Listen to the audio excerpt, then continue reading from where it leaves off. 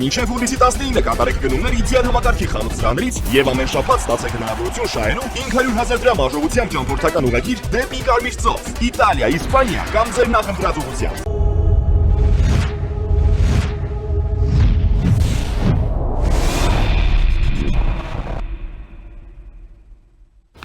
Առաջինի եթերում մանրամասներն են, բարև ձեզ, ես Դավիթ Ստեփանյանն եմ, այսօր ես բացում եմ մեր հաղորդումը տեսակապով, Չեխիայից, Պրահայից մեզ է միացել քաղաքական վերլուծաբան Բագրատ Արաքելյանը։ Բարև ձեզ, պարոն Արաքելյան։ Հարգանքներս, պարոն Ստեփանյան, շնորհակալ եմ հրավերի համար։ Շնորհակալություն։ Պարոն Արաքելյան, ես շատ եմ հանդիպել կարծիք հիմնականում իշխանամետ շրջանակներից, իշխանության ներկայացուցիչների կողմից, միջև հունիսի 7-ի ընտրությունները,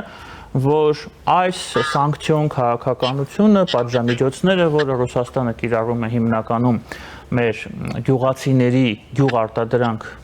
արտադրողների նկատմամբ, դա ժամանակավոր երևույթ է, ընտրությունները կանցնեն, կավարտվեն եւ ամեն ինչ կվերադառնա իր հունա։ Եվ ահա երեք հերթական որոշումը կայացրեց Ռուսաստանը հիմա էլ արգելել է ձկան ներմուծումը։ Մեր հայկական ձուկը չի ներմուծվել Ռուսաստանն ու նշվում է, որ ժամանակավոր է, բայց ամեն ինչն է նշվում, որ ժամանակավոր, ցանկացած ապրանք, որը Հայաստանից արգելվում է, արդյոք մենք կարող ենք այս համատեքստում ենթադրել, որ ընտրական, նախընտրական, հետընտրական տրամաբանությունը շարունակվում է, հաշվի առնելով նաև, որ քաղաքական մակարդակով Ռուսաստանը եւ անձամբ Պուտինը մինչեւ այսօր քաղաքացիական պայմանագրին եւ անձամբ Նիկոլ Փաշինյանին չի շնորհավորել։ Դա խոսում է բավականին լուրջ կրիզիսի մասին, որը կա մեր եւ Մոսկվայի հարաբերությունների մեջ, եւ դրա մասին միջազգայինորեն խոսեց նաեւ վարչապետը, ընդգծելով այն բանը, որ եթե նման գործողությունները երկարատև ինչ-որ են կրում, ապա բնականաբար դա արդեն իրենից խնդիրներ է առաջացնում այն թվում կապված նրա հետ, թե ընդհանրապես ԵԱՏՄ հասկացողությունը ինքը կյանքունակ է, թե ոչ։ Որովհետև եթե խոսքը գնում է, ասենք, ինչ-որ կոնկրետ ապրանքի մասին, ինչ-որ անհամապատասխան ինչ-որ, չգիտեմ, փաթեթավորման, թե ինչ-որ բջիջների առկայության վերաբերյալ, դա մի գործ է, բայց ուրիշ հարց է, թե տոտալ բոլոր, փաստորեն այսօրվա դրությամբ բոլոր ապրանքները, որոնք արտահանվում են Հայաստանից Ռուսաստան եւ ոչ միայն Ռուսաստանի օգնությամբ, ասենք, ուրիշ ԵԱՏՄ երկրներ, հիմա փաստորեն արտերկրի տակ է ընկել եւ դա խոսում է լուրջ ինչ-որ ճգնաժամի մասին, որը որ շարունակվելու է եւ որը որ մեզ փաստացիորեն ստիպելու է որոշակի գործողությունների, որովհետեւ մենք չենք կարող, հիմա սեզոն է, մենք բնականաբար ուրիշ լոգիստիկ հնարավորություններ ենք հայթայթել եւ դրանում մեծ աջակցություն է հայտնել Եվրոմիությունը եւ ոչ միայն Եվրոմիությունը, ընդհանուր եւ ասենք մեր բարեկամ երկիր Վրաստանը, որը որ անգամներով ավելացրել է շրջանառությունը մթերքի մեր եւ իրենց մեջ։ Մի խոսքով ուզում ասեմ, որ դա խորը բնույթ ունի եւ կարծում եմ, որ դա շարունակություն է ունենալու։ Եվ այդ շարունակությունը կարող է լինել միայն մի ուղղությամբ։ Մենք պետք է արդեն ստիպված արագ տեմպերով դիվերսիֆիկացնենք մեր լոգիստիկ առևտրային ճանապարհները եւ գտնենք նոր շուկաներ, որոնք որ փաստացիորեն մեր համար կարելի ասել բաց են։ Պարոն Արաքելյան, հայտնի է դարձել, որ էկոնոմիկայի նախարար Գևորգ Պապոյանը հուլիսի սկզբին կմեկնի Ռուսաստան, պատճառների մասին չի խոսում, բայց հասկանալի է, որ երևի այս առևտրային պատերազմի պատճառները հասկանալն է, մի փոքր փորձել մեղամացնել այդ սանկցիոն քաղաքականությունը, որը վարվում է Հայաստանի նկատմամբ։ Բայց արդյոք նաև ձեր խոսքերի համատեքստում Գևորգ Պապոյանը այն անձն է եւ էկոնոմիկայի նախարարը այն մակարդակն է, որով այսպիսի խնդիրները կարելի է լուծել, որովհետեւ որքանով ես հասկանում եմ, ամեն ինչ շատ ավելի խորն է եւ խոսքը գնում է ոչ ավել ոչ պակաս, այլ քան Հայաստանի արդեն քաղաքակրթական ընտրության մասին, համենայն դեպս Մոսկվայում մեզ դա են ասում։ Եթե դիտարկենք բուն խնդիրը, իհարկե ոչ։ Եվ ես կասեի նույնիսկ եթե արտաքին գործերի նախարարը գնար կամ նույնիսկ վարչապետը գնար, հա, Մոսկվան սպասում է, որ խնդիրը լուծվի։ Այսինքն խնդիրը ինչի մեջ է, որ Հայաստանը հեռանում է Ռուսաստանից, Հայաստանը կարողանում է ինքնուրույն որոշումներ ընդունել, Հայաստանը կարողանում է իր տնտեսությունը դիվերսիֆիկացիա անել, Հայաստանը եւ Եվրոմիությունը եւ Միացյալ Նահանգները եւ բազմաթիվ ուրիշ երկրները այսօր պատրաստ են Հայաստանին աջակցելու այդ հարցում։ Դա է բուն խնդիրը։ Հիմա Ռուսաստանը պահանջում է, որ ոչ, դու ԵԱՏՄ ես, դու պետք է ընտրություն կատարես, կամ մենք ենք, կամ իրենք են։ Նման հարցադրում իմիջիայլոց չի դրվում, ասենք նույն Ադրբեջանի առջև, հա, որը Ղազախստանի առջև չի դնում, Տոկաևը 3 Բրյուսելում էր 10 միլիարդի պայմանագիր է ստորագրել 30 հատ։ Հենց Հայաստանին է վերաբերվում այդ խանդը, հենց Հայաստանին է ուղղվում այդ շատ կոնկրետ հարցերը, որոնք որ անհապաղ պատասխաններ են պահանջում իրենց կողմից, եւ բնականաբար Հայաստանը հայտնվել է այդ կարգավիճակում, կամ մենք պետք է հանձնվենք եւ ասենք, որ սիրելի Ռուսաստան, կներես սխալ ենք արել, մենք հիմա գալու ենք նորից ու շարունակելու ենք մեր ճակերտներում եղբայրական հարաբերությունները եւ ընդհանրապես էլ ոչ մի կողմ չենք նայելու եւ իրավունք չունենք նայելու դու ես որ կաս, հա, իրանք երևի դրան են սպասում։ Բայց կարծում եմ, որ իրականությունը այն է։ Մեր ժողովուրդը, իսկ ժողովրդի կամքով նաեւ իշխանությունը արդեն գիտակցում է այն փաստը, որ Ռուսաստանը մեր ապագայում մեծ դեր այլևս չի կարող խաղալ, ոչ թե չպետք է, ոչ թե դա մեր կամքն է, ոչ, իրականությունն է այդպես, որ ինքը արդեն այդ հնարավորությունը անգամ չունի, ոչ մի տեսակետից։ Դա լինի ռազմական զարգացման, հա, ինտելեկտուալ, տեխնիկայի, ես չգիտեմ, նույն առևտրի հետ կապված, մթերքի հետ կապված, յուրաքանչյուր բնագավառը, որը այսօր մենք դիտարկենք Ռուսաստանում, հա, խայտառակ անկում է ապրում։ Մենք տեսնում ենք, թե ինչ է ընդհանրապես հիմա կատարվում, հա, ես չեմ խոսում, որ նավթա արտահանող երկիրը այսօր խնդիրներ են ու չեն կարողանում բենզադկայաններում ուրեմն ապահովել պահանջարկը, բնականաբար ռմբակոծվում է այդ երկիրը, ամենօրյա ռեժիմով ընդունվում մինչև մայրաքաղաքը։ Ռուսաստանը ինքն է ստեղծել այդ ճգնաժամը, ինքն իրեն համար ստեղծել է այդ ճգնաժամը։ Այստեղ հարց է կանգնում, ինչի մենք պետք է դրա մեջ մասնակցենք, ինչի մենք պետք է ինչ-որ զոհերի գնանք, ինչի մեր ժողովուրդը պետք է ինչ-որ զոհաբերություններ անի, հանունն չի, հանուն նրա, որ Ռուսաստանում գոյություն ունեցող միապետ որոշել էր, որ ինքը պետք է ուրեմն պատերազմի ու հեշտ պատերազմի հաղթանակ տանի, ու ինչը որ չի ստացվել, փաստացիորեն 5-րդ տարին է, ինչ Ռուսաստանը արդեն չգիտեմ մխրճված է այդ պատերազմի մեջ եւ ընդհանրապես հնարավորությունները չի կարողանում գտնել ներս դուրս գալ։ Մենք պետք է աշխատենք հեռու մնանք այդ բաներից։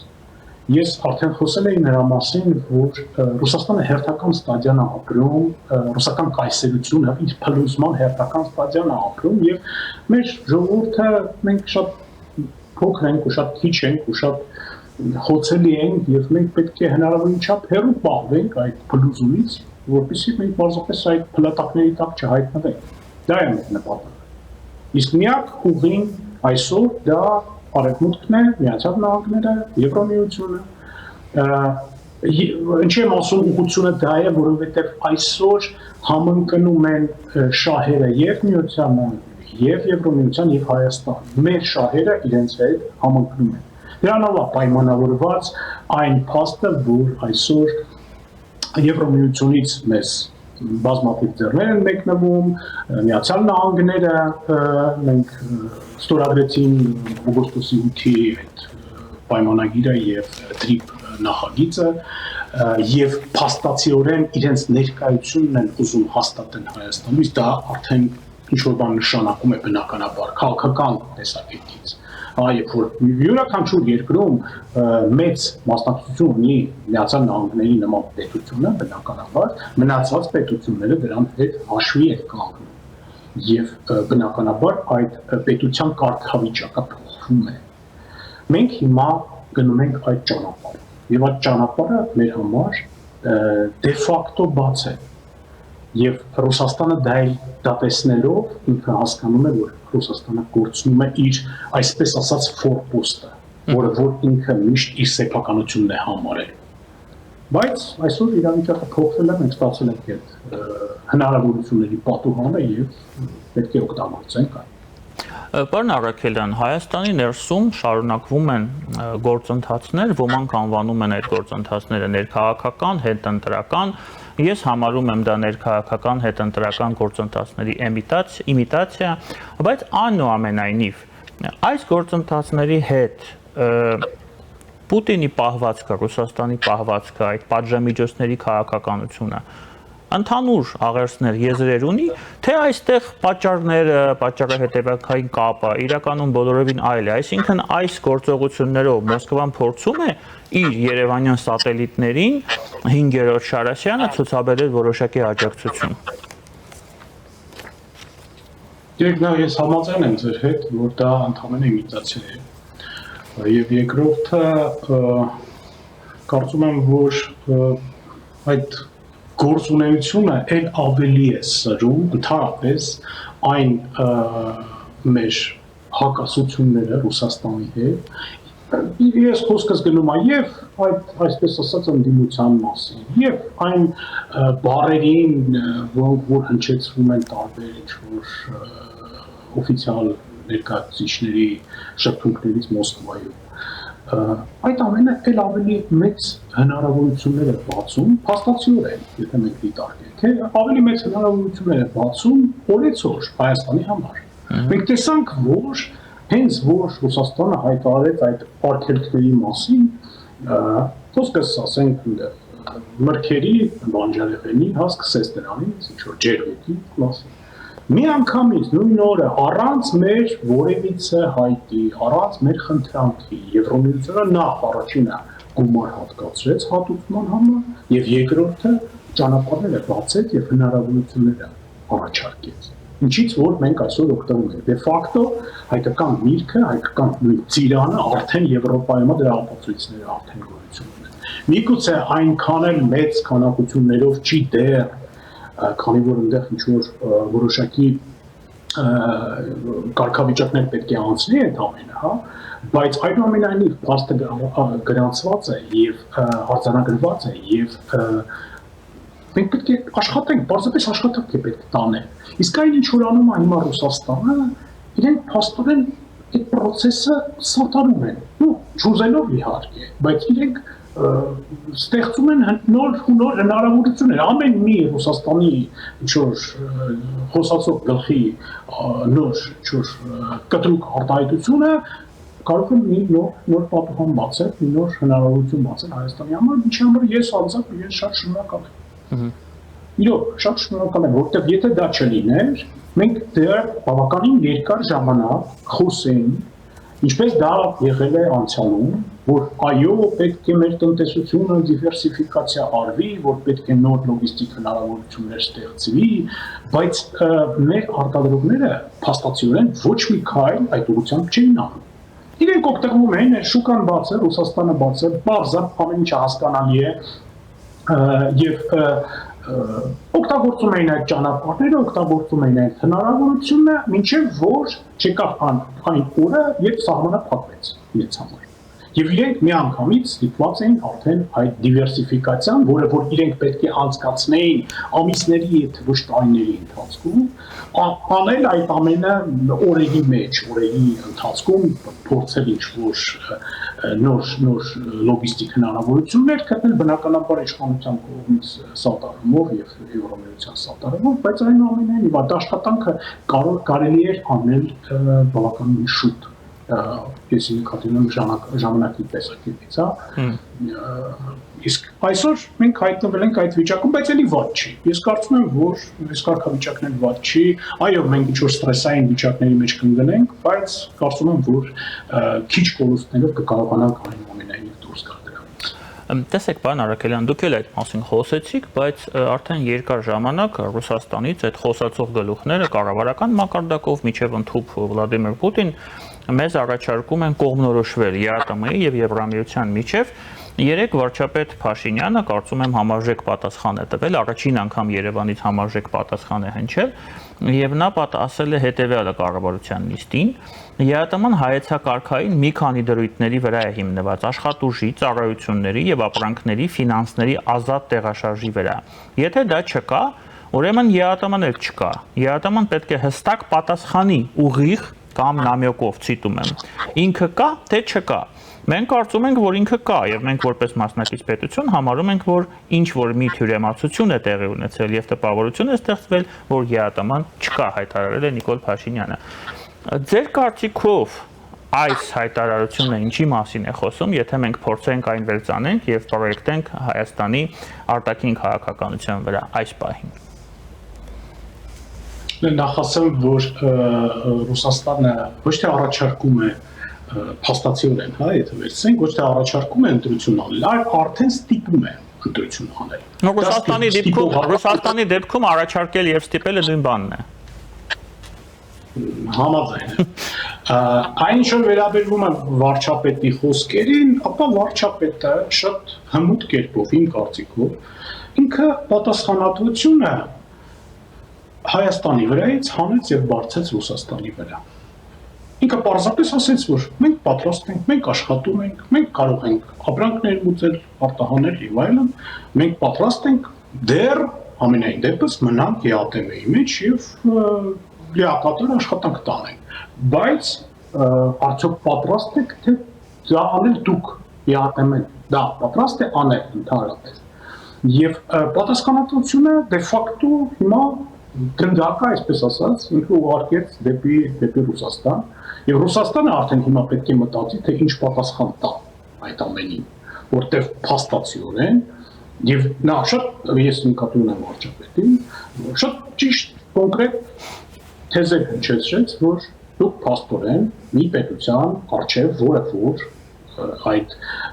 միացում այդ համակարգի մի մաս է կազմում, դուք ճանապարհները փակել եք, արգելքները դրել եք ու նույն կերպես դուք կարող եք վարվել յուրաքանչյուր բանին, դուք ասել եք խոսքը Ռուսաստանի մասին, հա, յուրաքանչյուր ուրիշ պետության հանդեպ, որը որ ԵԱՏՄ-ի անդամ է։ Եվ այստեղ արդեն ուրիշ պետություններն էլ պետք է իրենց եզրակացությունները անեն։ Հա, թե արդյոք այս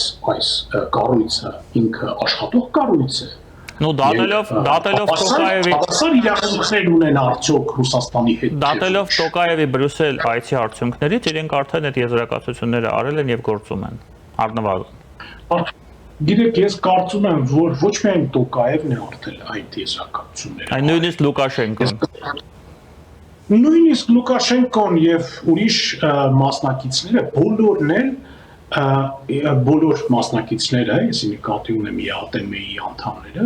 բոլորն էլ արդեն իրենք շատ շուտվանից հասկացել են, որ Ռուսաստանը ինքը դա ստեղծել է, այդ կառույցը ընդհանրապես ստեղծել է առաջին հերթին տնտեսական ճնշման համար եւ այն բանի համար, որպեսզի այդ բոլոր պետությունները, որ այդ կազմի մեջ են գտնվում, իրենք գտնվեն Ռուսաստանի ձեռքի տակ, Ռուսաստանի փեշի տակ, եթե թույլ տակ, եւ իրավունք էլ անգամ չունենան, շուտ կողմ նայելու, բայց կյանքը փոխվել է։ Ինչպես ես մի քիչ առաջ ասացի, Ռուսաստանում է հենց կարգավիճակը փոխվել։ Ռուսաստանը այլևս իրենից չի ներկայացնում այն հզոր պետությունը, որը որ կարող էր ինչ-որ բան առաջարկել։ Այսօր Ռուսաստանը ոչ մի բան չի կարող առաջարկել։ Ընդհակառակը Ռուսաստանը պահանջ ունի, ուրիշներից պահանջ ունի։ Այսօր մենք տեսնում ենք, որ Ռուսաստանը խայտառակ կախվածության մեջ է գտնվում Չինաստանի։ Իրանք, չգիտեմ, բոլոր բնագավառներում ռուսական տնտեսությունը անկում է ապրում, հայտարարակ անկում է ապրում։ Եվ այսօր Ռուսաստանը պարզապես այդ ֆիզիկապես հնարավորությունը չունի այդ ճնշումը շարունակելու եւ բնականաբար ամեն մի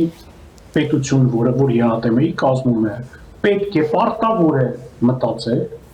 այն բանի մասին, թե վաղը իրենց հետ կոնկրետ ինչ է լինելու։ Ռուսաստանը քանդվեց, փլուզվեց, չգիտեմ, նորից ինչ-որ հերթական ստադիան ապրեց, լավ, Ղազախստան ինչ է անելու, հա, չգիտեմ, Հայաստանը ինչ է անելու, մնացած երկրները ինչ են անելու։ Նույնիսկ, ինչպես ճիշտ ասացիք, Լուկաշենկոն է դրա մասին մտածում։ Լուկաշենկոն մենք տեսնում ենք, որ վերջին այս ժամանակահատվածում ընթացքում բառացիորեն այս մի քանի օրվա մեջ ունեց արտահայտությունները արել, որը որ ոչ մի ձև չի համակերպվում իր նախկին ինչ-որ հնչեցրած բառերի։ Մենք տեսնում ենք, որ ինչ-որ մարդիկ են գնացել արդեն Լուկաշենկոյի մոտ, ինքը իրենց ընդունել է, բայց շատ փափուկ կերպով ինքը իրենց ասում է, ոչ, ես ոչ պատերազմի մեջ եմ մասնակցելու, հիմա բառացիորեն այսօր հայտարարվեց Զելենսկիի կողմից, որ այն ուրեմն կայանները, որոնք որ ուլտիմատում է դրել Զելենսկին, ինչպես գիտեք, հա, որ Բելարուսում պետք է անջատվեն, իրենք անջատված վիճակում են արդեն գտնվում։ Եւ ինչ է խոսում այդ ամենը։ Դա խոսում է նրա մասին, որ մենք պետք է հիմա արդեն դա այդ հարցը փաստացիորեն արդեն լուծված է։ Մենք կարող ենք հնչեցնել, որ ԵԱՏՄ-ն մենք դեռ կշարունակենք, չէ, մենք արդեն պետք է կոնկրետ հասկանանք մեր ճանապարհը ու գնանք այդ ճանապարհը։ Պարոն Արաքելյան, բոլորը Ռուսաստանի դաշնակիցները, նույնիսկ պատանդները, ինչպես օրինակ Ալեքսանդր Լուկաշենկոն, որը Պուտինի անձնական պատանդն է 20 թվականից սկսած քաղաքական առումով, անում են, ինչպես դուք ասում եք, եզրակացություններ։ Եզրակացություններ չեն անում մեր Հայաստանները, ուժեղ Հայաստանը, Բարգավաճ Հայաստանը, որոնք շարունակում են մնալ ռուսական ծիրում, շարունակում են մնալ ռուսամետ ուժեր եւ շարունակում են փաստացի փորձել սպասարկել Հայաստանի Հանրապետությունում ռուսական օրակարգը։ Ինչն է պատճառը։ Ինչու նրանք չեն կարող վերջը ընդունել այս նոր իրողությունները, համակերպվել այդ իրողությունների հետ եւ կառուցել իրենց քաղաքական գիծը, հաշվի առնելով ներկա վիճակը աշխարհակահաղական աշխարհում եւ Ռուսաստանի դերակատարումը։ Ինչու է դա չի փոխվում։ Ինչ քաղաքական գիծ կարող է առաջարկել Խամաչիկը, որի ձեռքերը, ոտքերը, չգիտեմ, մարմինը լիովին կապված է ուրիշ մարմնի հետ, որը որ իրենով ղեկավարում է։ Մենք տեսնում ենք, չէ, որ այդ մարդիկ տեսնենք նույնիսկ ուժեղ Հայաստան, հա, ինչ է, դա մի միավորում է, որը որ ոչ մի քաղաքական անցյալ չի ունեցել, ոչ մի կապիտալ չի ունեցել քաղաքական, հա, եւ հանկարծ ինքը հայտնվեցին, հանկարծ այդ կուսակցությունը հիմնեցին, նույնիսկ իրենք անգամ արագ էին այդ ամենը փորձով ինչ-որ սադարել, որ այնտեղ ուշադրություն չդարձեցին, որ իրենց ղեկավարը մի քանի ուրիշ երկրների քաղաքացիություն ունի։ Հետո պարզվեց, որ այդ առաջին անձն էլ, հա, Նարեկ Կարապետյանն էլ Ռուսաստանի քաղաքացիություն ունի, հետո այդ հարցը ինչ-որ ձևով հապճեպ փորձեցին լուծել։ Իրենք անպատրաստ էին, իրենց պարզապես կարգադրել էին, որ դուք պետք է այդ քայլին դիմեք, դուք ստիպված եք։ Ես իմ համոզմունքն է, դա իմ անձնական կարծիքն է, որ իրենք ուրախ կլինեին այդ ամեն ինչ շատ հեռու մնալ։ Եվ Սամվել Կարապետյանը, եւ Նարեկ Կարապետյանը, եւ բազմաթիվ ուրիշ ինչ-որ մասնակիցներ։ Բայց իրենց ստիպել են, իրենց կարգադրել են, իրենց սպառնել են, սպառնալիքներ են հնչեցրել, իրենք մեծ կախվածություն ունեն Ռուսաստանից, հսկայական կախվածություն ունեն։ Եվ իրենց արել են այն առաջարկը, որից իրենք չեն կարող հրաժարվել, եւ իրենք գնացել են դրան։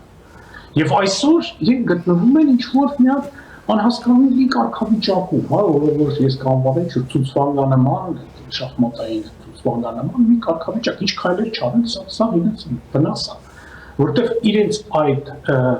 մշակված, իրենց ասելով ես Ռուսաստանի նկատի ունեմ, մի երկուի գրասենյակ, իրենց մշակված այդ ստրատեգիան փաստորեն ֆիասկո ապրեց Հայաստանում։ Միակ չկարողացան այդ հսկայական ֆինանսները ներդրեցին, ստիպեցին, որ այդ ֆինանսները հայ ինչ-որ ձեռնարկատերերը Ռուսաստանի ներդնեն, հա, այդ ամեն ինչը մեծ մեխանիզմ աշխատացրեցին, այդ տասովշիկներով, բանով, տեսով, թենով, ինչ-որ չարտերային ռեյսեր Ռուսաստանից դեպի Հայաստան, ինչ-որ ավտոբուսային ռեյսեր, ոչ որը չաշխատեց, աշխատեց այնքանով, որ իրենք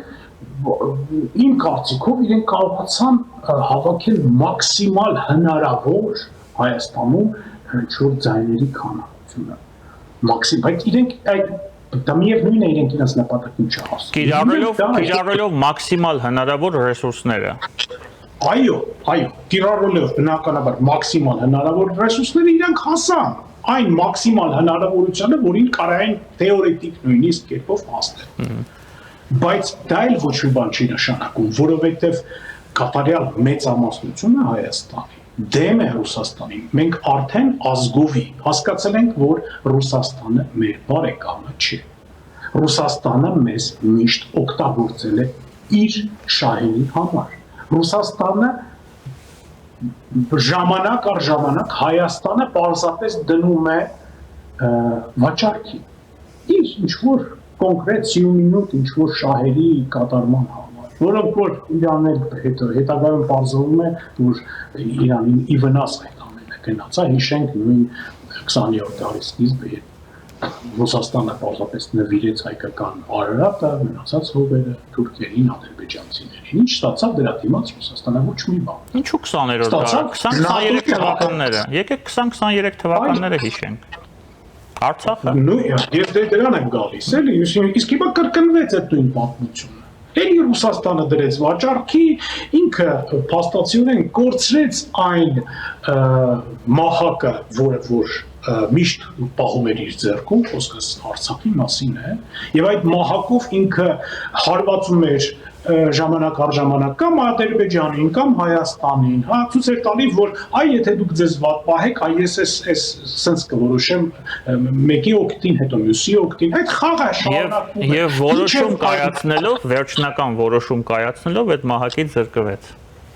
Ադրբեջանի օգտին։ Իրենք կարծեցին, որ լոլիկներով ու բանջարեղենով ու չգիտեմ ծիրանը բավական է նրա համար, որ մենք մեր ձեռները բարձրացնենք, ասենք հա, իհարկե, մենք հեռու չենք գնա, մենք ստեղ ենք, մենք ձերն ենք, մենք ինչա պետք, ասեք բերենք, հասցնենք, հա։ Իրենք դա էին պատկերացնում, որ արդեն այդ մահակն պետք չի։ Հայաստանը արդեն ինչ ունի։ Հայաստանը դե ֆակտո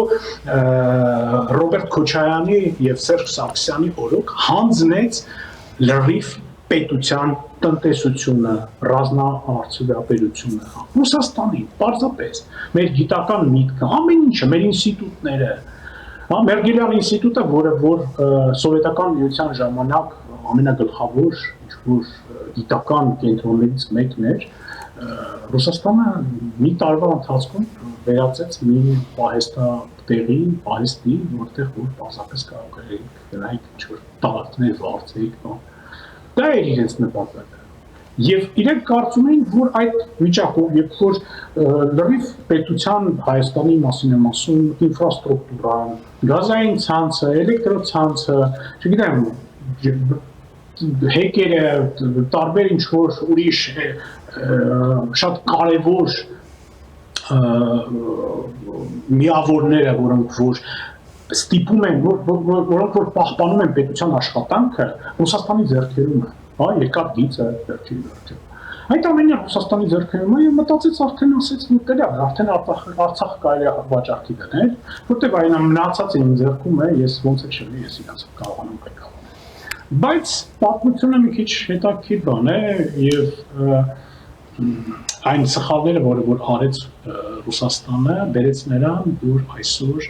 Ռուսաստանը հայտնվեց մի քիչ անատամ վիճակում։ Եվ կարծում եմ, որ այդ հնարավորությունների պատուհանը մենք պետք է այսօր հենց հիմա օգտագործենք, որովհետև ես չգիտեմ անձամբ, ես չգիտեմ ապագայում նման հնարավորություն մեզ կշնորհվի։ Շատ շնորհակալ եմ ձեզ, պարոն Արաքելյան, հետաքրքիր զրույցի համար։ Ես Իմ հյուրն էր, որը միացել էր մեզ տեսակապով Չեխիայից, Պրահայից քաղաքական վերլուծաբան Բագրատ Արաքելյանը, քիչ անց մենք կվերադառնանք եւ կշարունակենք մեր եթերը։